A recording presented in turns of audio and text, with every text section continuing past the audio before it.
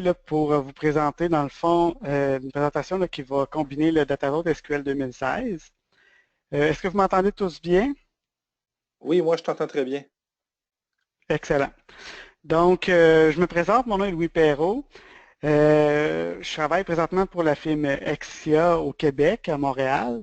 Je suis quelqu'un qui, ça fait depuis plus de 10 ans là, qui travaille avec SQL et en intelligence d'affaires. Mon background, rapidement, là, j'ai un premier cycle en administration, puis je me suis spécialisé au niveau des technologies de l'information. Je suis certifié Microsoft depuis SQL 2005.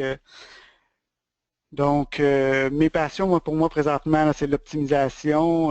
Puis pour moi, ben, ça passe par les meilleures pratiques et d'utiliser la bonne technologie pour répondre aux bons besoins. Donc, grossièrement, vous allez voir que la présentation est beaucoup axée sur les meilleures pratiques, sur l'avènement du Data Vault, sur comment on peut le placer dans une solution d'intelligence d'affaires, puis quelles fonctionnalités SQL 2016 peut nous apporter pour bonifier, dans le fond, cette approche-là. Donc, sans plus tarder, dans le fond, ce qu'on va voir aujourd'hui, on va parler du Data Vault. Je vais vous parler de quelques modélisations avec quelques techniques. Ensuite, on va rapidement tomber avec SQL 2016, avec les nouvelles fonctionnalités, avec les évolutions qu'ils ont eues pour certaines fonctionnalités.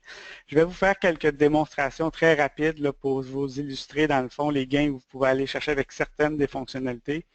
Bien entendu, on n'aura pas le temps de passer à travers toutes les nouvelles fonctionnalités 2016 qui sont utiles au Data Vault qui peuvent permettre de bonifier le modèle, mais je vais quand même vous en présenter quelques majeures qui, pour moi, sont hyper intéressantes, qui font en sorte que la venue de SQL 2016 est un incontournable dans vos solutions d'affaires qui utilisent le Data Vault et qui vous servent pour bonifier, pour livrer l'information à vos utilisateurs. Si vous avez des questions, je vous invite à les poser là, durant la présentation. Ça va me faire plaisir de répondre à vos questions. Donc, le Data Vault, là, rapidement, une mise en contexte. Là, je ne vais pas rentrer dans les détails du Data Vault là, durant cette présentation-là. Je veux simplement vous illustrer, de vous mettre en contexte le Data Vault et de vous illustrer où vous pouvez bénéficier de SQL 2016. Donc, rapidement pour le Data Vault, c'est une approche qui s'équivaut, en fait, qui vient un petit peu à mi-chemin entre l'approche normale en intelligence d'affaires qu'on connaît, qui est la troisième forme normale qui a été présentée par Bill Inman, et l'approche multidimensionnelle qui a été présentée par Ralph Kimball. L'approche de Dan Nedstedt, qui est un des précurseurs au niveau du Data Vault, se veut un petit peu un hybride entre les deux, où on normalise certaines tables, mais on permet de gérer l'historique. Si je pouvais qualifier, dans le fond, les trois approches, là, je vous parlais en un mot, là, je vous dirais la troisième forme normale, ce qu'on vise, c'est gérer l'intégrité. L'approche multidimensionnelle, on vise une approche de performance au niveau de la consommation. Puis, au niveau du Data Vault, je vous dirais qu'on a le mot agilité qui nous vient en tête rapidement. Donc, c'est une approche qui se veut excessivement agile pour pallier, dans le fond, aux faiblesses des autres approches. Ce qu'il faut comprendre avec l'approche de Data Vault, c'est qu'elle va mener à de nombreuses tables. Donc, il y a une normalisation qui se fait quasiment extrême de la manière dont a été pensée cette approche-là. L'approche du Data Vault se veut en fait tout simplement une combinaison de trois concepts là, génériques qu'on revoit un petit peu. Il y a des dérivés à cette approche-là qui ont été ajoutés à travers le temps, mais essentiellement, ça se veut être un ensemble de hubs, de lignes et de satellites. Un hub, c'est quoi? Ben, c'est tout simplement une entité dans laquelle on va gérer notre clé d'affaires. Une clé d'affaires, c'est, je pense par exemple, un numéro de client. Donc, je vais avoir un hub client qui va contenir uniquement le numéro de client. Dans ce type d'entité-là, on ne retrouvera aucune clé étrangère, aucun attribut descriptif. On va cependant avoir des champs de contrôle liés à la date de chargement et la source de l'enregistrement. Le ligne, tant qu'à lui, veut dans le fond une relation entre deux hubs. Par exemple, j'ai une facture, un détail de facture qui est attaché à un client, donc à un numéro client et à un numéro de produit. Ben, je vais avoir un ligne qui va combiner dans le fond la clé du hub qui est la clé d'affaires du client et la clé d'affaires du produit. Donc, c'est une relation entre deux ou plusieurs concepts. Donc, je vais retrouver au moins deux clés étrangères. Je n'aurai encore aucune fois aucun attribut descriptif à ce niveau-là et je vais avoir encore une fois les champs de contrôle. Le satellite se veut dans le fond une place pour déposer les attributs descriptifs et mesures. C'est là où on va avoir le détail de l'information liée à mon hub ou à mon concept. C'est à ce moment-là où je vais aussi pouvoir présenter des mesures, exemple le montant du détail de facture. Je vais pouvoir aussi présenter des descriptifs, exemple mon nom de client. Ces satellites-là sont tout le temps attachés à une seule et même entité, qui peut être un hub ou un link. Donc, je peux avoir un satellite qui est attaché à un hub qui va qualifier dans le fond mon concept, et je peux avoir un satellite qui va être attaché à un link qui va qualifier dans le fond ma relation. Dans le cas d'un satellite de hub, on va penser par exemple à un client. Donc, je vais avoir les informations génériques dans un satellite. La force du Data Vault, c'est que je peux découper ces informations-là. Donc, je peux avoir plusieurs satellites associés au même hub. Quand je parle de découpage, ça peut être aussi un découpage par fonctionnalité. Parce que vous allez voir, exemple, quand je gère le Slowly Changing Dimension, ceux qui ont eu à faire ça dans leur contexte d'entrepôt de données, ça devient compliqué de gérer pour un champ ou quelques champs d'une dimension, le Slowly Changing Dimension, alors que je peux en avoir des dizaines de champs qui sont présentés où je ne gère pas la notion d'historique.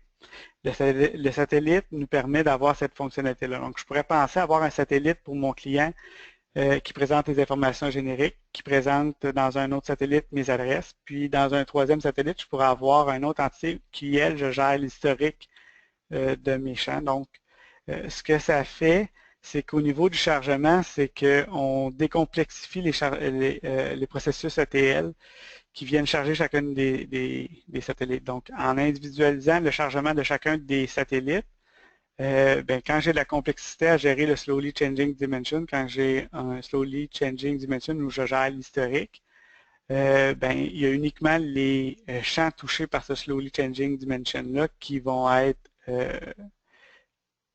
complexifiés. Les autres chargements peuvent être très simples par de simples mises à jour. Donc, je dirais que la force du Data Vault, c'est vraiment lié au fait qu'en dans plusieurs entités différentes nos données, on simplifie beaucoup nos chargements. Avec le Data Vault est apparu dans le début des années 90. On a parlé de Data Vault 2.0, c'est vraiment une approche axée sur la sur la modélisation. Dernièrement, depuis quelques années, Dan Nedstedt, qui est à l'origine du Data Vault, a sorti le Data Vault 2.0, qui se veut une approche plus globale dans la solution. En fait, il ne touche plus simplement au principe de modélisation, il va aussi chercher des principes au niveau de l'architecture et de la méthodologie. Puis, il est en mesure de globaliser, dans le fond, ces changements-là, d'universaliser ces changements-là, tout simplement parce qu'il a introduit des concepts de hachage qui a permis, dans le fond, de permettre d'enlever l'intégrité référentielle entre les entités. Donc, je peux à la fois charger une entité maintenant parent et enfant, donc charger un hub en même temps qu'un autre satellite, sans craindre d'avoir des complexités au niveau de la gestion de l'intégrité. Parce que si on se rapproche d'une approche normalisée ou multidimensionnelle, souvent je vais attribuer un numéro séquentiel dans une entité que je vais réutiliser dans mes entités sous-jacentes. Dans le contexte du Data Vault 2.0, ce qu'il a introduit, c'est le contexte de hachage où il hache dans le fond la clé d'affaires. Puis, comme le pattern est répétable, et il peut l'appliquer à travers tous ces chargements. Donc, il n'y a pas à se préoccuper, dans le fond, de l'intégrité référentielle à ce niveau-là. Donc, ça permet de paralyser, dans le fond, ces chargements. Puis, l'autre chose, donc en étant plus lié à une notion technique d'intégrité référentielle comme on voit au niveau d'SQL Server, ça a permis au Data Vault 2.0 de devenir, je vous dirais, technology free, dans le sens où Maintenant, je peux penser avoir des données dans le cloud, puis des données au niveau de mon outil SQL Server, puis ils vont gérer de la même manière. Mon modèle va être exactement le même. Dans le fond, ça nous permet, dans le fond, si j'en reviens tout à l'heure à une de mes passions, c'était d'utiliser la bonne technologie pour le bon besoin, ben ça nous permet d'arriver à ça.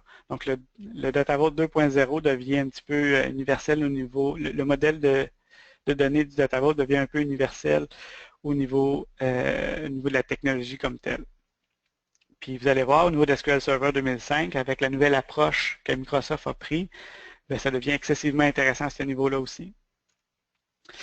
Donc, pour les bénéfices au niveau du Data Vault, j'en ai effleuré plusieurs, mais ce que je vous dirais, c'est que par la manière dont sont découpées les entités, le principe de parallélisation des chargements nous amène une possibilité de développer de manière plus agile, dans le sens où je peux rajouter un SAT facilement sans modifier mes autres chargements.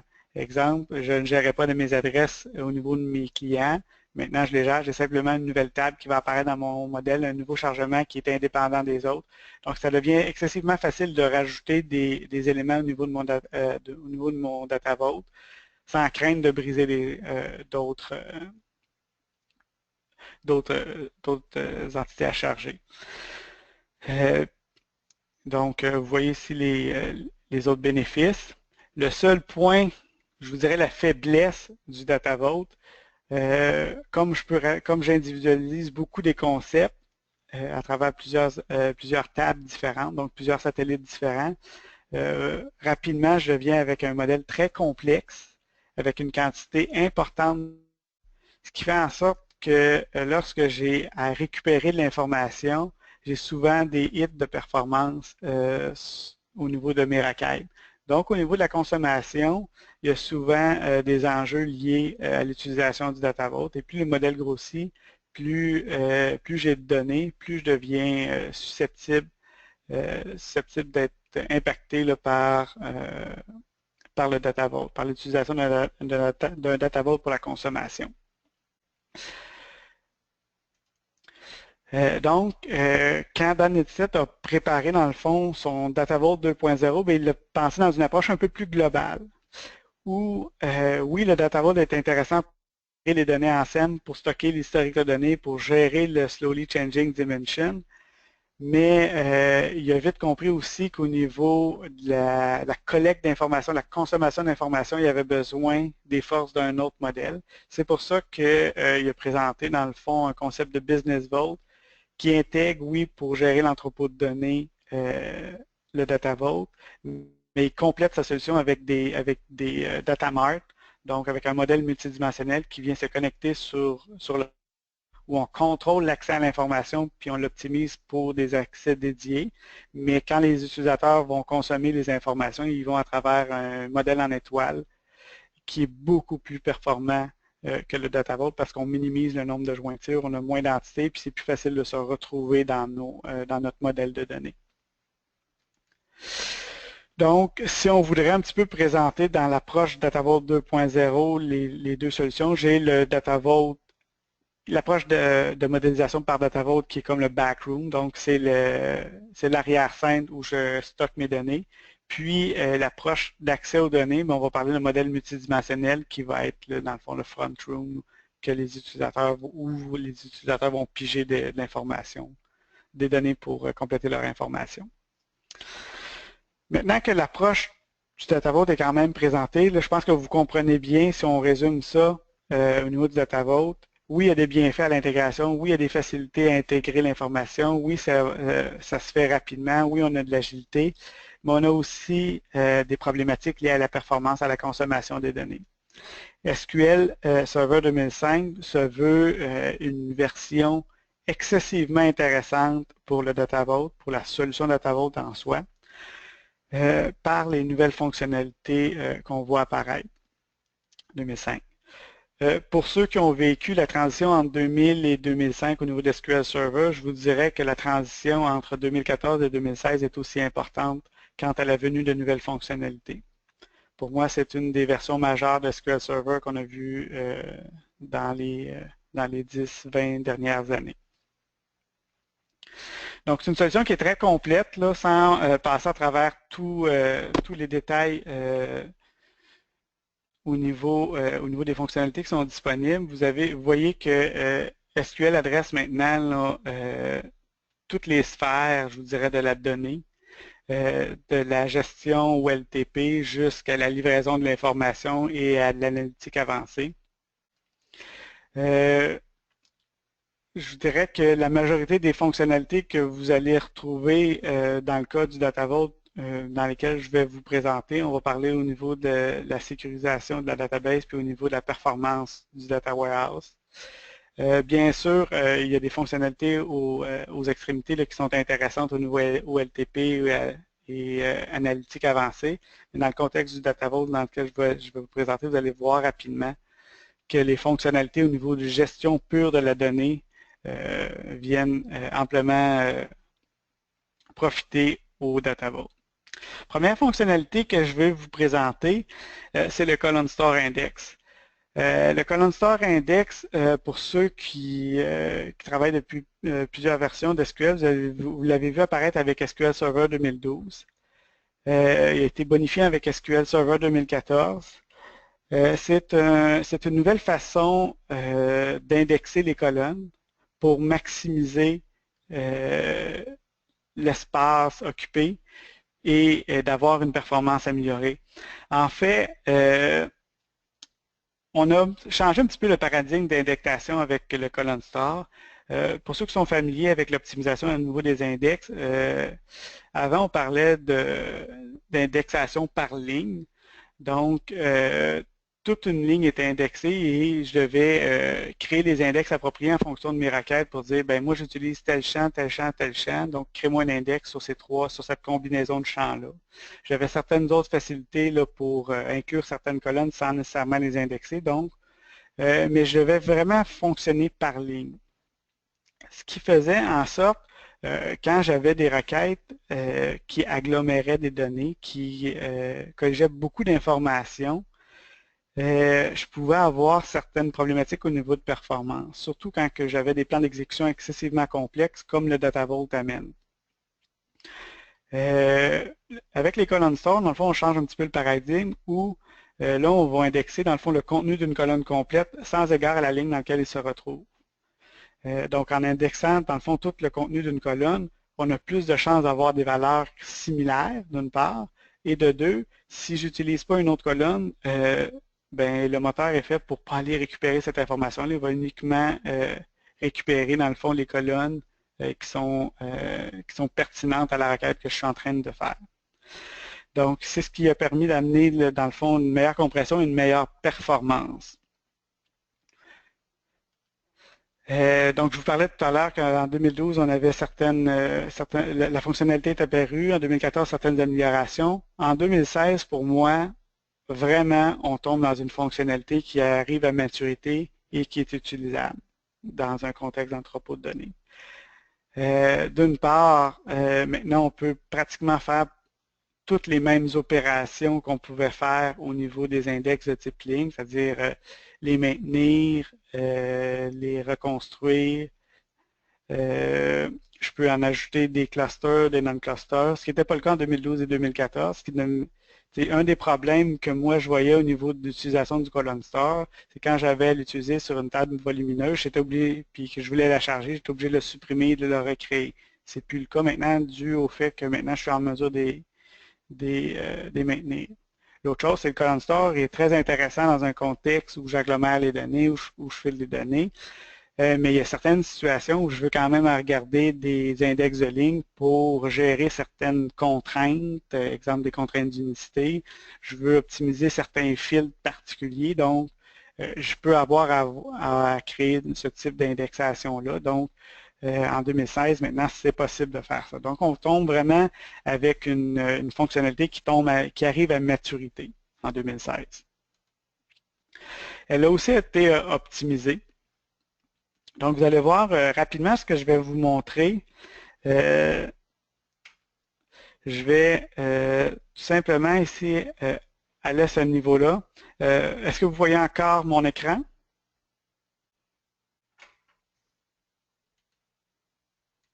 Oui, oui, on le voit. Oui, on le voit encore, Oui, Louis. merci. Parfait. Donc, ce que je veux vous montrer, dans le fond, là, j'ai pré-généré certaines requêtes parce qu'il y en a qui étaient quand même assez longues à exécuter là, dans l'environnement que j'étais. Ce que j'ai fait, dans le fond, j'ai fait tout simplement un petit modèle DataVault qui me récupère, dans le fond, certaines informations que j'agrège, j'ai des fils appliqués. Donc, c'est une requête qui est quand même assez standard dans un contexte d'affaires où j'ai à présenter des informations dans un rapport d'une manière agrégée.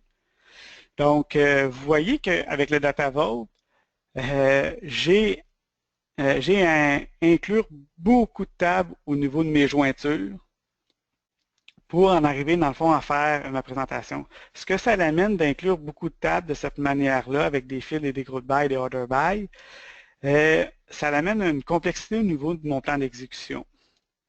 La problématique avec la Data Vault, c'est non pas nécessairement que le plan d'exécution, en fait, le fait que SQL n'est pas capable de gérer beaucoup de tables en elles, mais c'est certain que la performance est affectée par le nombre de jointures que j'ai, mais par surcroît, mon plan d'exécution devient excessivement complexe. Et plus le plan d'exécution est complexe par expérience, plus je suis susceptible d'avoir des problèmes de performance dus à des statistiques qui ne sont pas tout à fait à jour, dû au fait que le plan d'exécution que j'utilise n'est peut-être pas le bon, dû au fait que les statistiques ne sont pas à jour. Donc, tu sais, je me mets à risque d'avoir des problèmes de performance rapidement avec un type de modèle comme ça. Donc, le column star, vous allez voir à travers ce que je vais vous présenter, m'amène, dans le fond, une diminution du nombre d'index, mais m'amène la performance désirée quand même. Donc, dans mon cas, là, ce que je veux vous présenter ici, j'ai fait une première requête qui est simplement des tables sans index, sans rien. C'est des tables I. Et puis, j'ai rajouté dans le fond un index de type normal là, avec un cluster index, puis un non-cluster pour maximiser mon filtre. Donc, j'ai encore une fois la même requête. Ce que je veux vous montrer, je vais y aller par pourcentage parce que ça va bien vous illustrer quand même la différence entre les deux requêtes. Mais si on voit sur un total de 100% du total d'exécution de ces deux requêtes-là simultanément, la première requête en a pris 58%, la deuxième en a pris 42%. Donc, on voit que juste par mettre des index comme tel, j'ai un gain de performance que je suis capable d'aller chercher. Deuxième point, ce que j'ai voulu comparer, c'est exactement encore la même requête avec les mêmes index tout à l'heure, comparé à un index et en ajoutant la compression. Parce qu'on se rappelle tout à l'heure, quand je vous ai parlé de column star index, il y a une indexation et en plus, il y a une compression associée à ça. Donc, c'est important de comprendre les deux points. Donc, dans le cas qui nous concerne, là, j'ai simplement rajouté la compression. Donc, juste en ajoutant la compression, l'amélioration des index par ligne, je passe de 56%. Donc, celle qui prenait 42% tout à l'heure, donc la plus rapide, maintenant prend 56% versus le 44%. J'ai déjà encore une autre amélioration en ajoutant de la compression.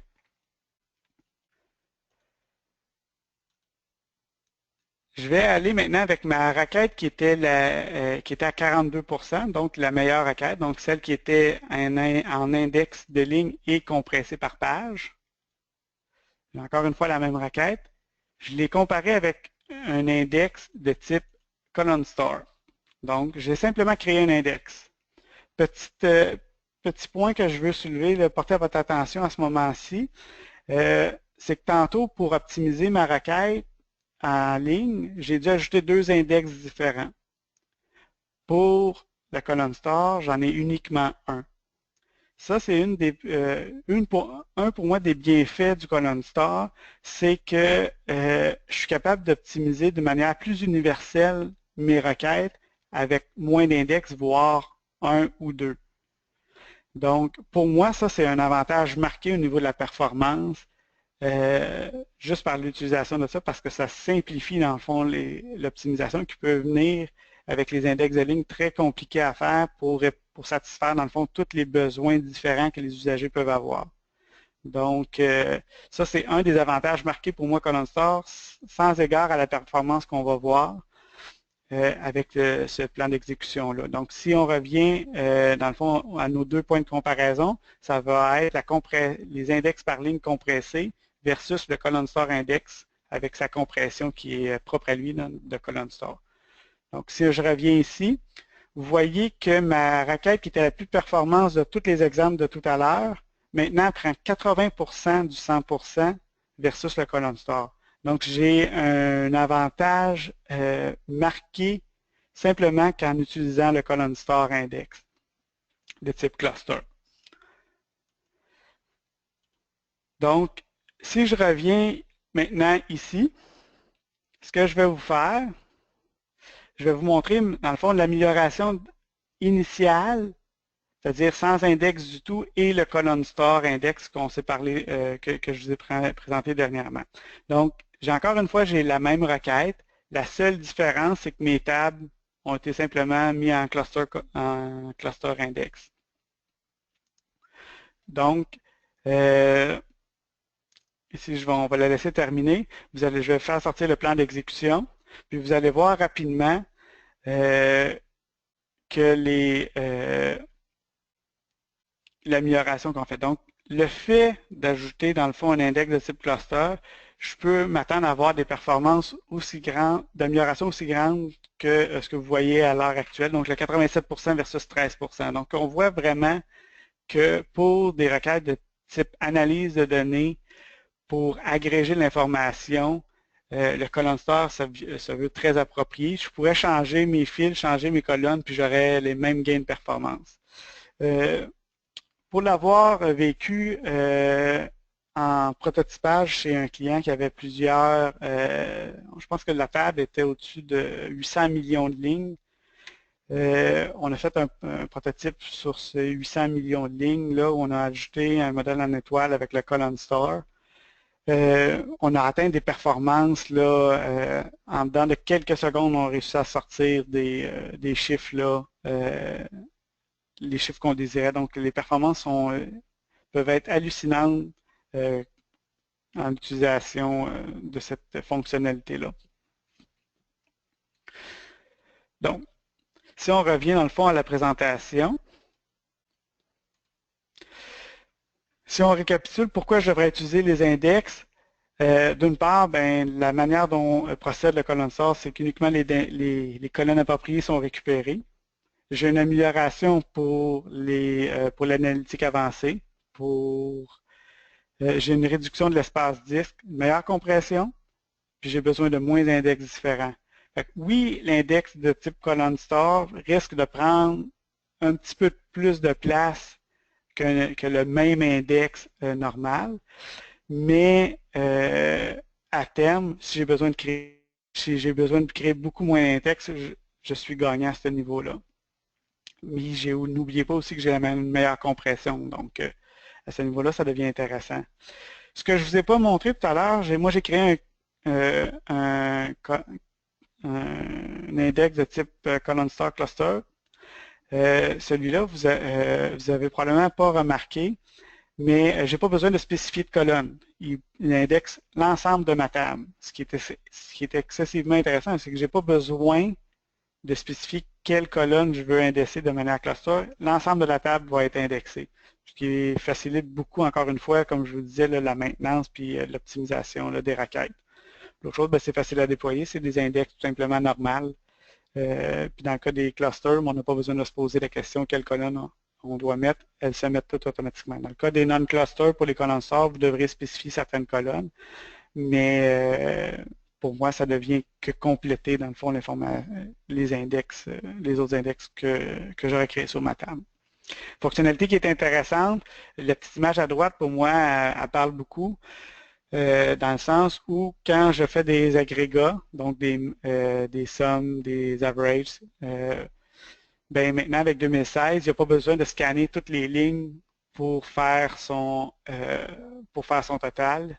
Il va récupérer uniquement ce qu'il a besoin. Donc, à ce niveau-là, c'est là où les gains de performance sont à aller chercher. C'est ce qu'on appelle le aggregate pushdown, si jamais vous en entendez parler de la fonctionnalité. Là.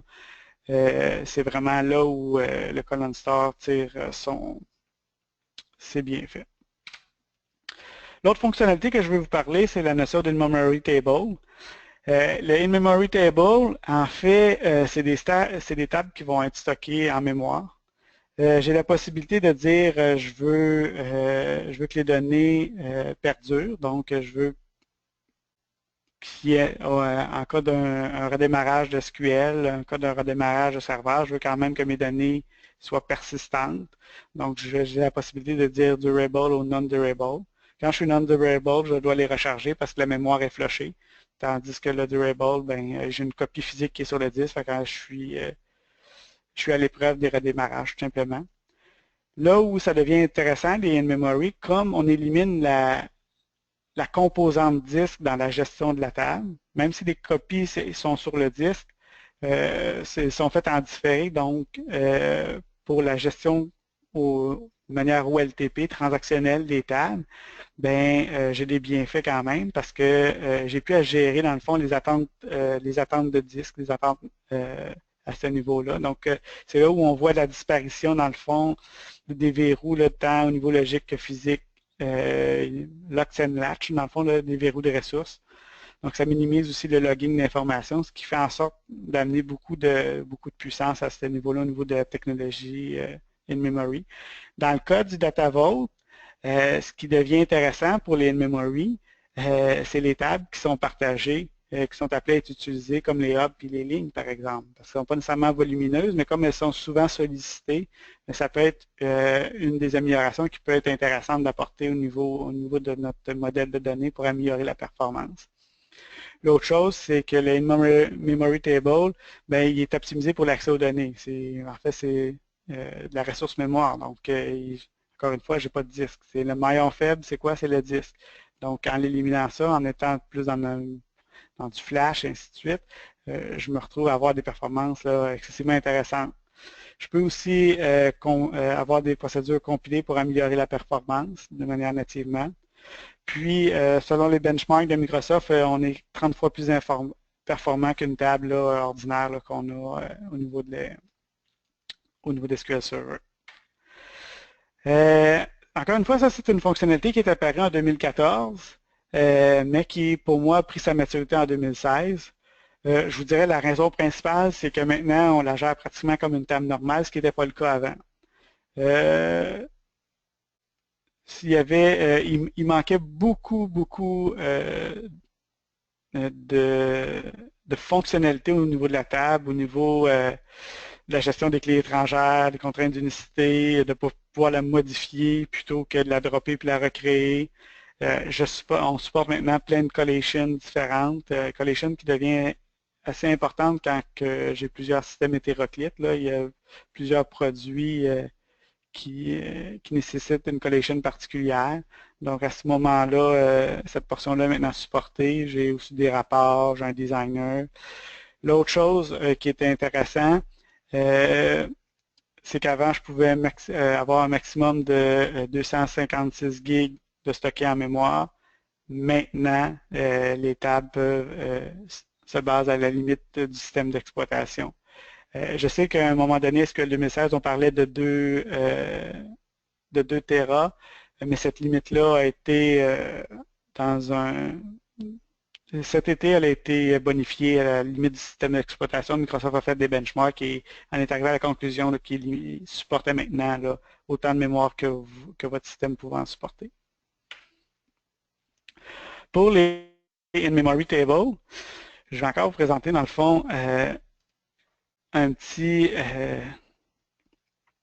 juste une petite utilisation qu'on pourrait en faire. Comme je vous parlais tout à l'heure, vous pouvez, dans le cas du Data Vault, ben, moi, ce que je verrais, la première utilisation, les tables qui ne seraient pas prises à ça, compte tenu de leur taille, serait de mettre les tables qui sont souvent sollicitées, souvent utilisées, donc les tables de hub et de ligne. Dans mon cas ici, étant donné que j'étais limité au niveau de ma mémoire, au niveau de ma machine virtuelle, je n'ai pas pu mettre un satellite au complet parce qu'il était trop volumineux, puis en mémoire, ça me posait des problèmes. Petite technique d'optimisation qui peut être faite pour les tables en mémoire, il y a possibilité avec le Resource Governor de leur attribuer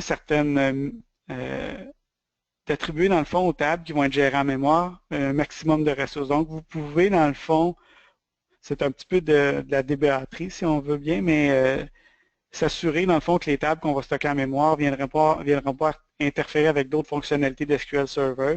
Donc, vous pouvez dans le fond avoir un pool de ressources différents là, pour ces tables-là. Ce qui peut devenir intéressant là, dans certains cas si vous avez beaucoup de volume de stocker en mémoire là, pour éviter de gêner la performance générique de votre machine comme telle.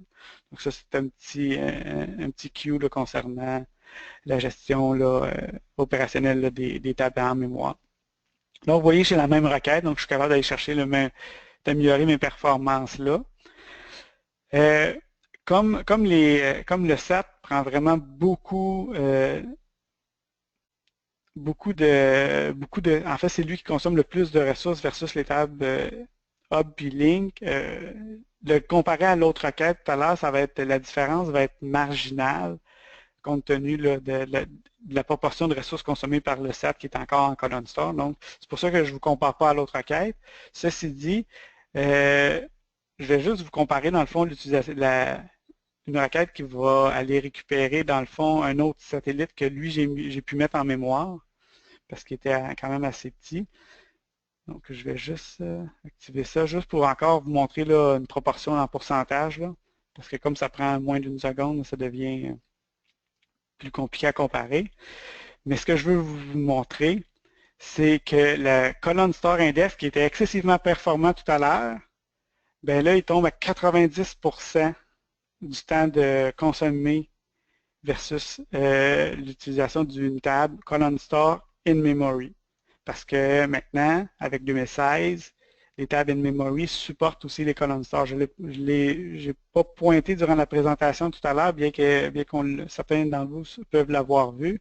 Mais maintenant, SQL 2016 supporte l'avenue de colonne store index dans les tables in memory. C'est là où on va gagner des performances excessivement intéressantes, comme vous pouvez le voir là. Donc, on vient de réduire encore de beaucoup versus ce qu'on avait au départ là, au niveau des tables in memory combinées avec des tables de type column store.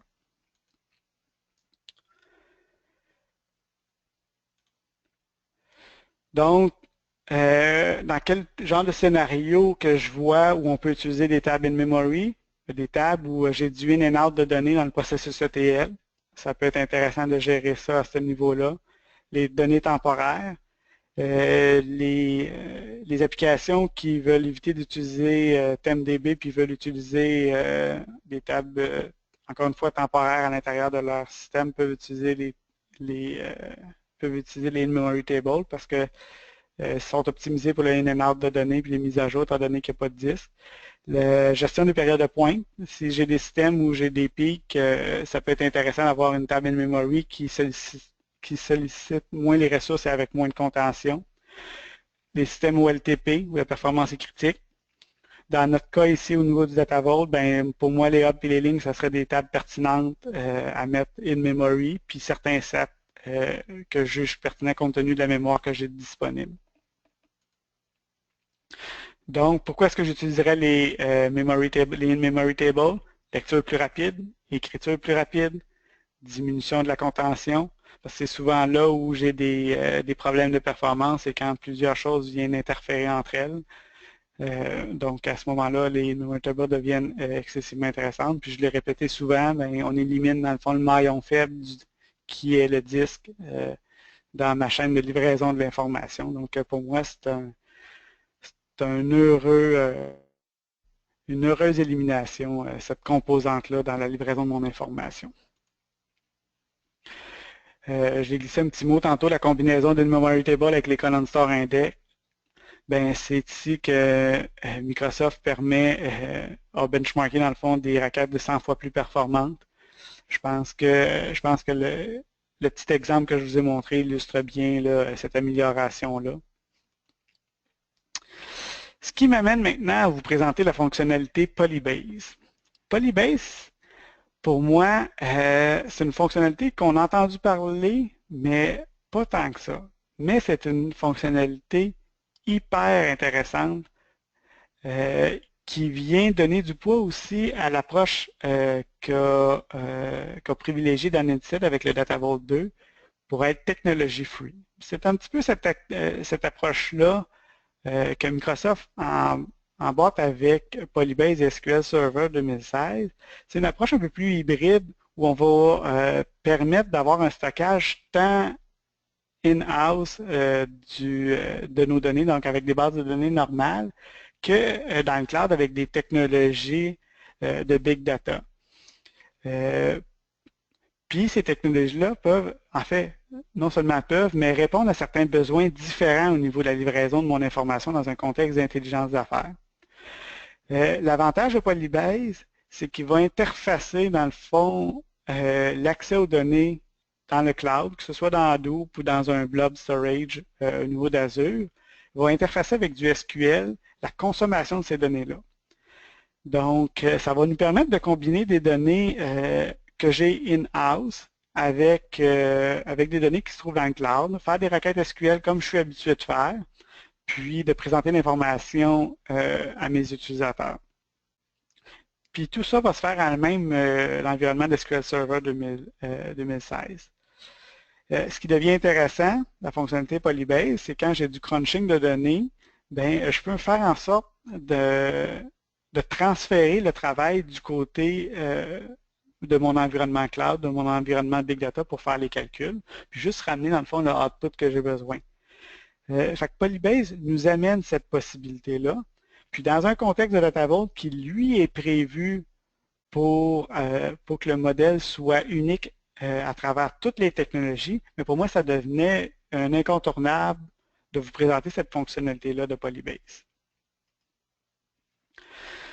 Donc, comme je vous disais, ben, Polybase, ben, ça vous permet de faire des requêtes directement sur Hadoop puis de combiner avec des données d'SQL Server. Dans ce cas-ci, il présente des données du sensor qui sont dans Hadoop avec des données de mes clients qui sont directement dans mon environnement, dans ma database SQL.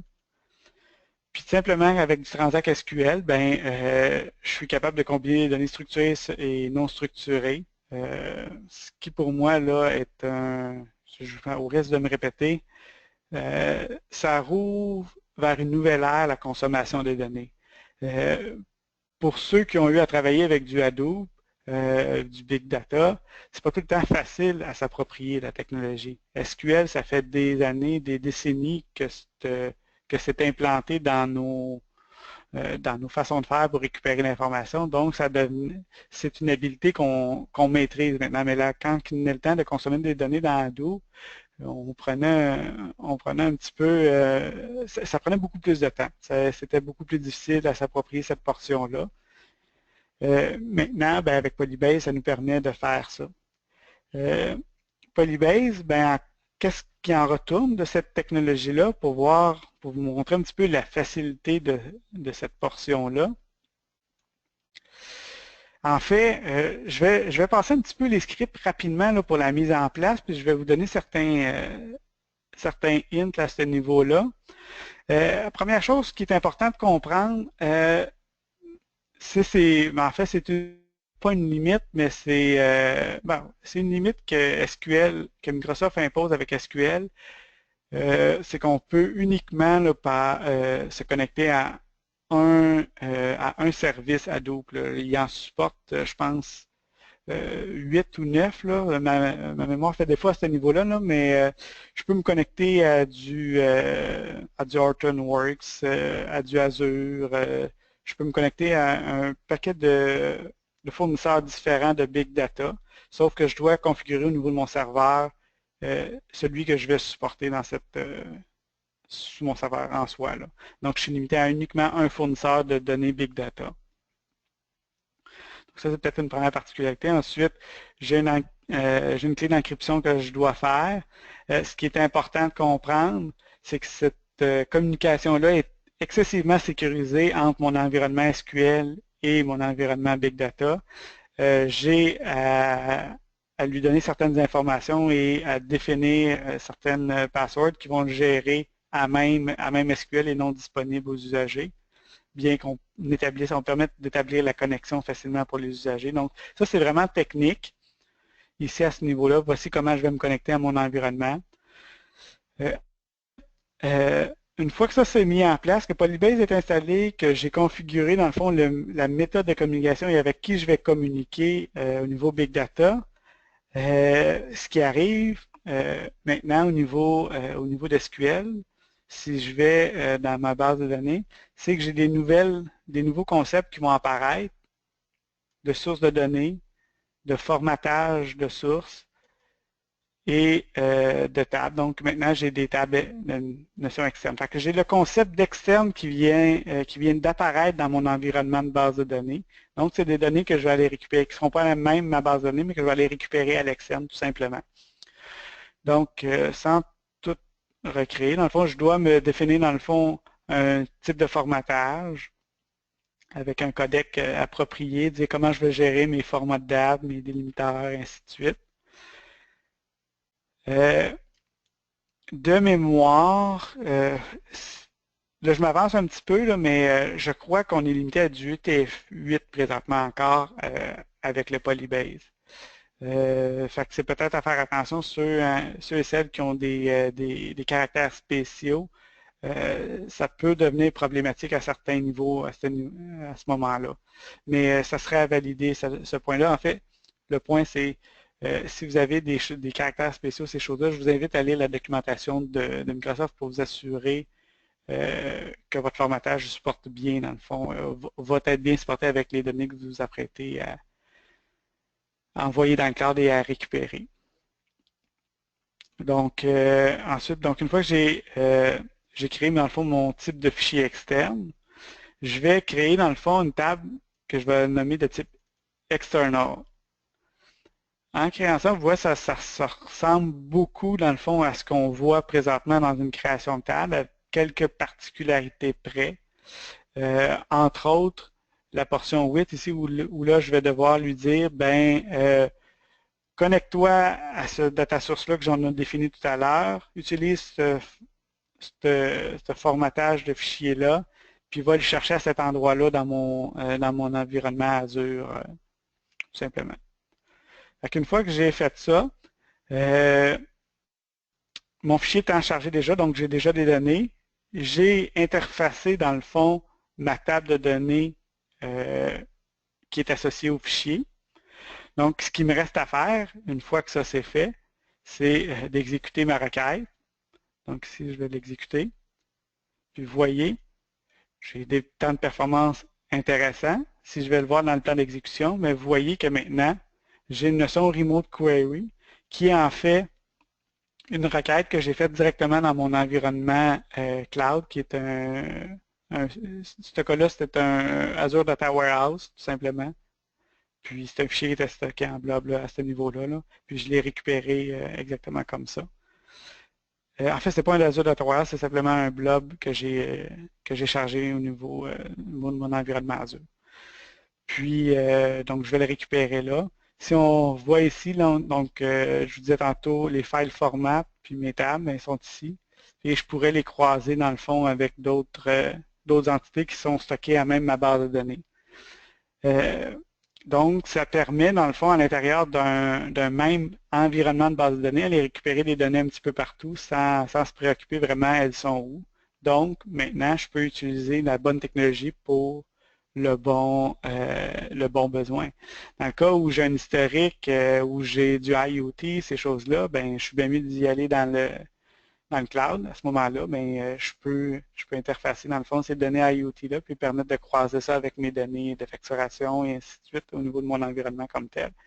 Puis c'est là où le Data Vault prend son intérêt avec le Data Vault 2.0.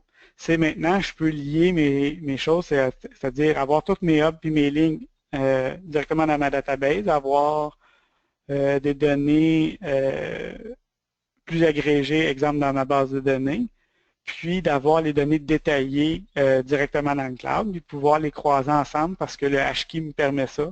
Et je n'ai pas de dépendance technologique à avoir avec les sequential ou les champs d'identité, puis les contraintes de référence étrangères. Donc, maintenant, mon modèle devient universel grâce à la nouvelle fonctionnalité d'SQL Server 2016. Maintenant, donc si on revient à notre présentation. Donc, pourquoi Polybase? Simplicité.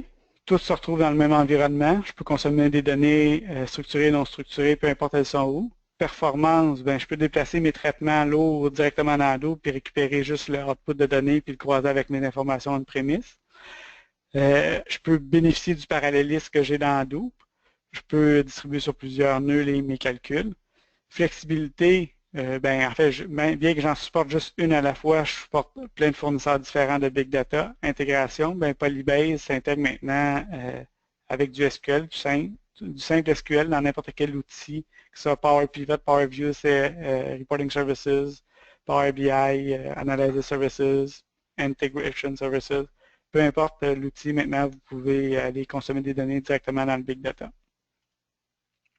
Ici, on parle vraiment de démocratiser l'utilisation du Big Data. Puis je pense que c'est vraiment ce qu'il faut retenir, c'est que Polybase nous permet de facilement intégrer dans notre gestion de tous les jours de l'information le Big Data sans avoir à se préoccuper des technicalités liées à la consommation dans Hadoop. Autre opportunité que je vois suite à ça, étant donné que maintenant on parle de plus d'outils hybrides au niveau de SQL Server 2016, mais maintenant des fonctionnalités au niveau d'Azure deviennent accessibles. Puis de ces fonctionnalités-là, je pense au partitionnement horizontal qu'on connaît habituellement, c'est-à-dire que j'ai des partitions à l'intérieur même d'une table, exemple par value date. J'ai du partitionnement maintenant vertical, c'est-à-dire qu'une même table peut être distribuée sur plusieurs databases. C'est-à-dire que j'ai certaines colonnes dans une base de données, puis d'autres dans une autre. Puis Azure permet ça, donc c'est le principe d'élasticité. Puis il y a le partitionnement fonctionnel qui devient aussi très intéressant, c'est-à-dire que je peux avoir une série de tables dans une database, puis les autres dans une autre, puis je peux les consommer là, à même ça là, de manière très performante. Donc je peux déplacer mes traitements facilement. Puis avec Azure Database, de la manière dont il est fait, il y a un partage de ressources qui peut se faire et chaque base de données, dans le fond, va pouvoir avoir les ressources dont ils ont besoin au moment approprié. Donc ça devient intéressant. L'opportunité cloud, encore une fois, le HD Insight, maintenant, la combinaison de tout, je pense qu'on en a parlé beaucoup. Mais au-delà de la consommation directement dans Polybase, là, ça me donne accès à plein d'autres fonctionnalités, plein d'autres services liés à Big Data, que ce soit le Azure Data Warehouse, Hadoop, le Stream Insight.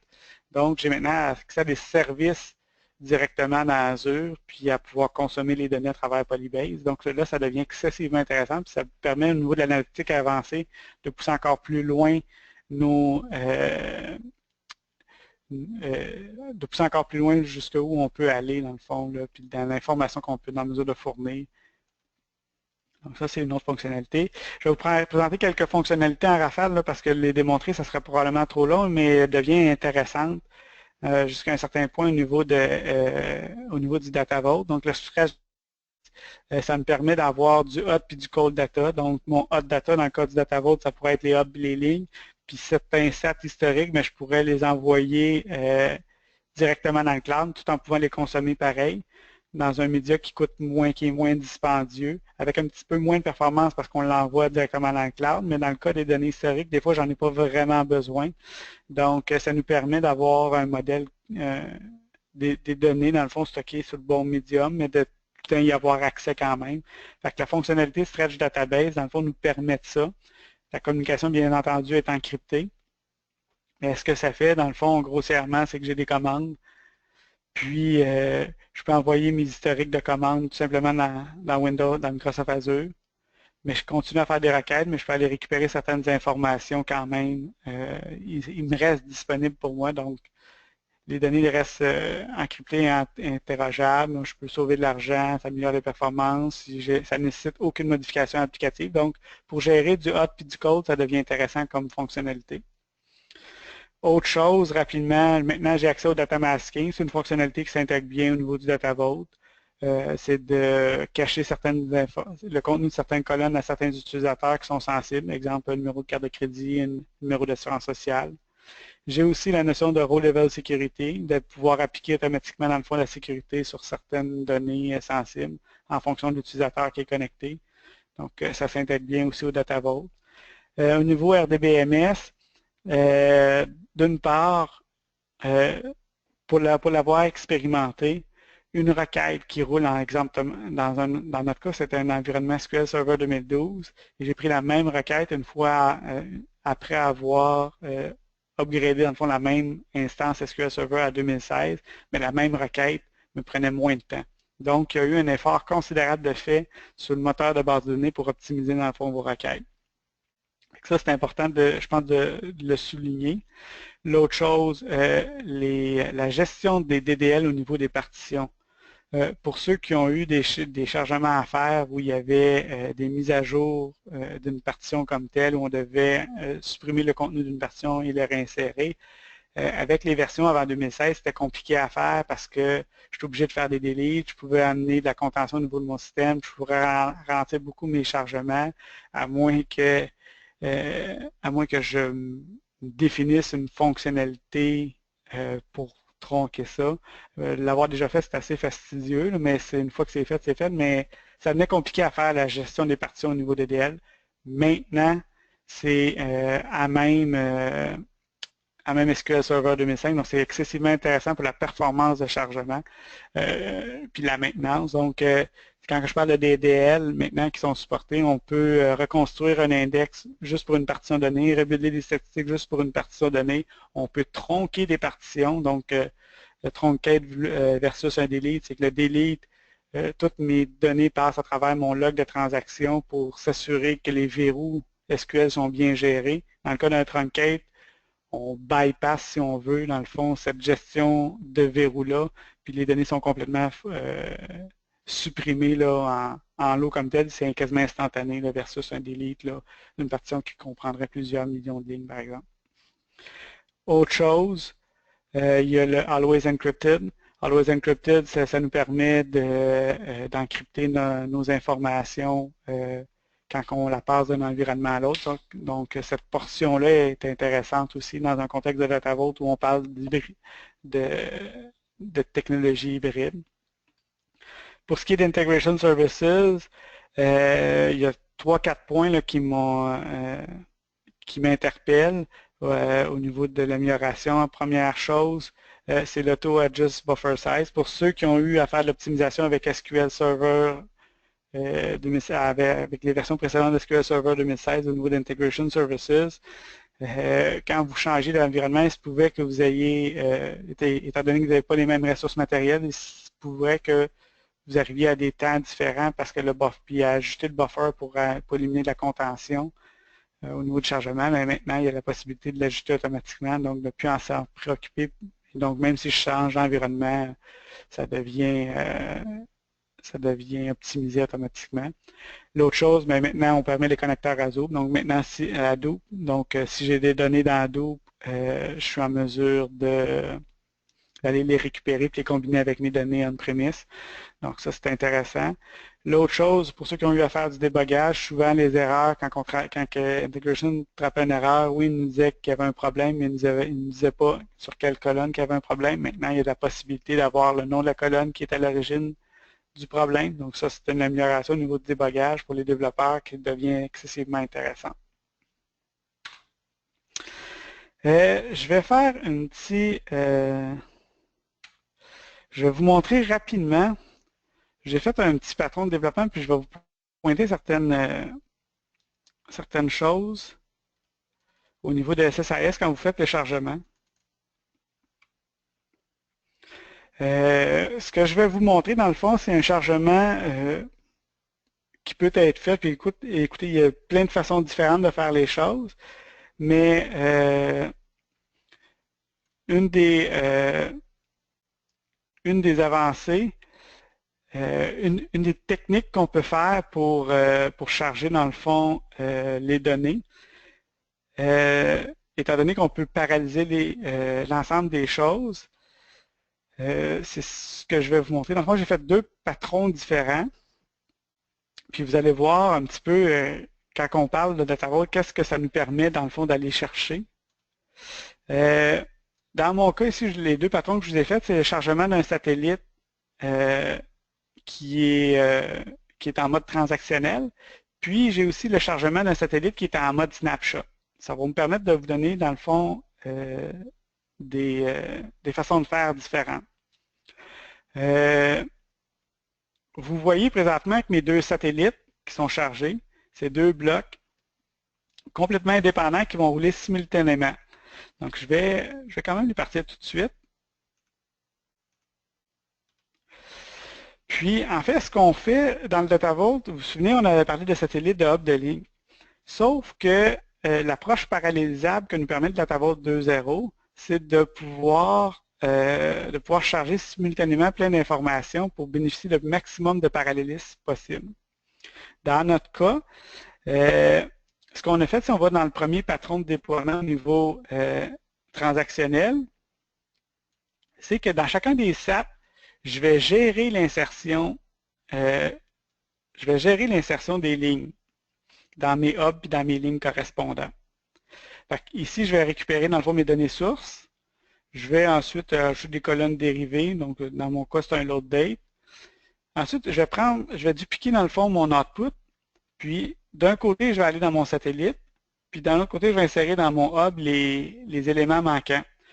Ce patron-là ici de déploiement, ce qui est intéressant, étant donné que je suis en Data Vault 2.0, je n'ai pas à récupérer le sequential de mon entité qui existe. Donc, je calcule, dans le fond, mon hash-key. Si je vais ici, j'ai appliqué, dans le fond, un calcul de mon hash-key, donc, qui fait en sorte que c'est uniforme autant de mon côté de mon hub et mon ligne. C'est quoi le hash-key? Bien, en fait, c'est ma clé d'affaires qui, dans mon cas, ici, c'est la promotion. Mais ce calcul-là, dans le fond, va tout le temps me donner la même résultante. Donc, c'est ce qui me permet, l'histoire du hachage, d'avoir l'insertion dans les deux. Dans mon cas, dans le type transactionnel, ce qui est important quand je vais insérer dans mon satellite, je me compare à ma destination. S'il existe, je le mets à jour. S'il n'existe pas, ben, je l'insère. Ce qui est un patron normal, là, même en multidimensionnel. Mais la particularité, c'est que je vais insérer dans ma table auquel mon SAT est rattaché mes éléments.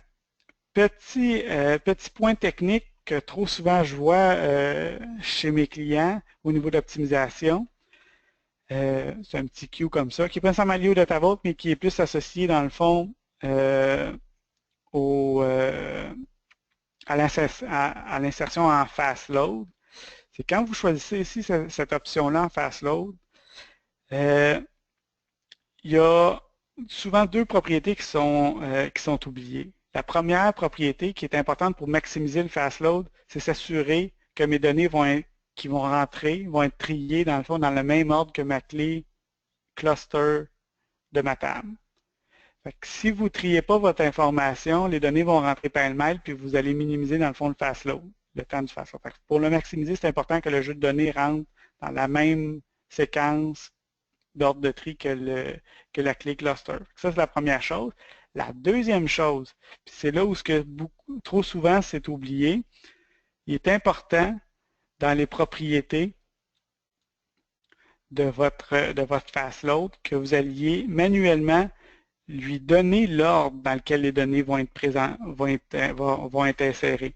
Ça, ce que ça permet à Integration Services, c'est de faire la bonne conversion pour le build cloud, puis d'éliminer certaines validations. Fait que là, si vous voulez être encore plus optimal, n'oubliez pas cette propriété-là, puis vous allez maximiser, dans le fond, vos temps de chargement.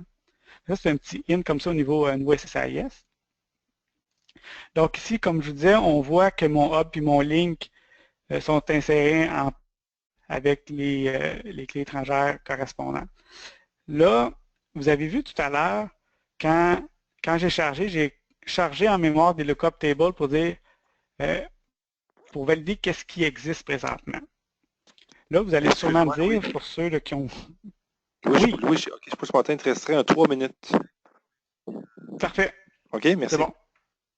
Merci à toi.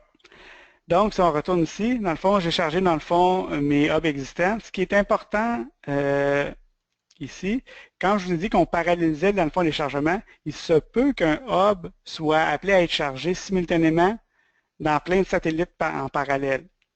Ce qui fait en sorte que mon cache lookup pourrait ne pas être à jour suite à l'insertion de d'autres SAT. Donc, à l'arrivée des transactions.